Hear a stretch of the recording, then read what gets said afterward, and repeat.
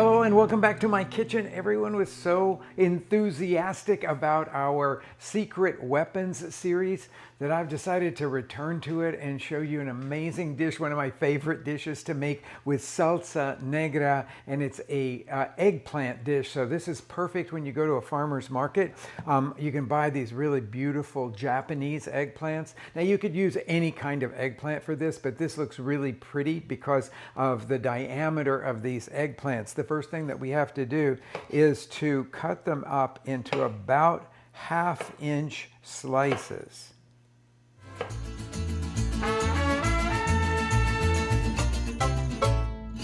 Eggplant is cut up. I'm going to drizzle over a couple of tablespoons now of olive oil, and then we're going to drizzle over 6 tablespoons of the salsa negra. This flavoring of that deep, rich, smoky salsa negra with the eggplant is like a match made in heaven, and it's not something most people really know about, but we do it in our restaurants all the time. Now I'm just going to use a hand. You could do this with a spoon, but it won't be quite as efficient, but just to coat everything really, really evenly with the salsa negra. Beautifully coated here. I'm going to dump them out onto a rimmed baking sheet. This one is covered with parchment paper. You don't have to do that by any means, but it will make the cleanup go a lot easier. So we're just going to spread these all out. Okay, they're ready to go into an oven, which is a hot oven at 425 degrees. To roast, I put them here at the upper third of the oven. If you have a convection, this is a great place to use that. But while those are roasting for their about 20 minutes, we're going to make the black bean sauce. The easiest way to do this black bean sauce, by on all accounts here, would be to measure out 2 cups of canned beans. That's what I'm using right now. Make it a generous 2 cups and then put them into the blender jar. By the way, it'll take about a pound and a half of black beans to get to where we need to be. And now we're going to blend this mixture, puree it, get it completely smooth. It's not going through the blades as easily as what I would like to get it a completely smooth sauce. So I'm going to add about 1/4 cup of water to this and then go back to blending.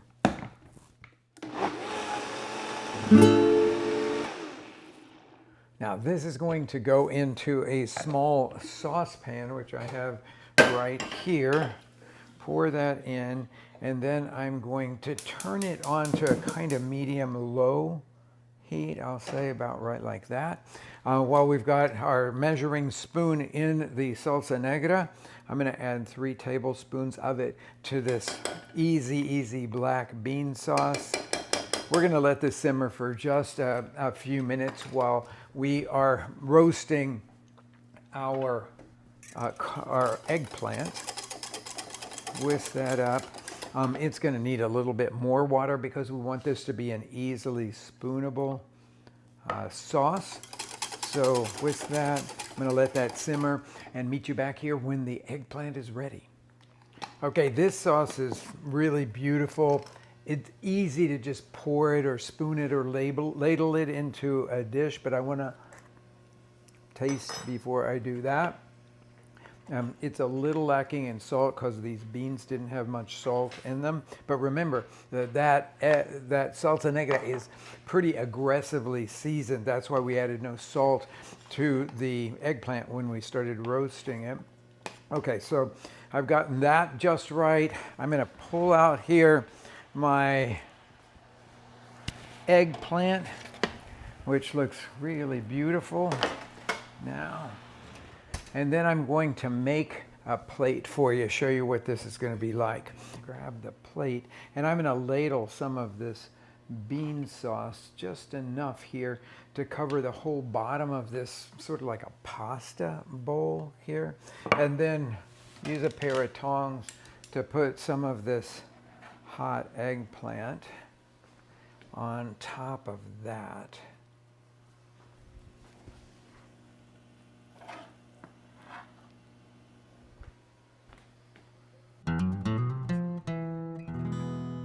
Next thing that I'm going to do is to dollop on a little bit of crema. You could use sour cream for this. You could use creme fraiche.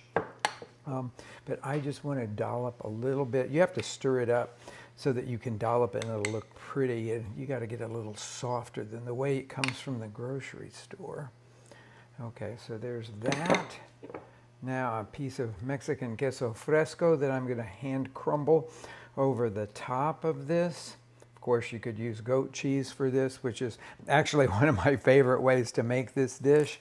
And then some cilantro leaves over that.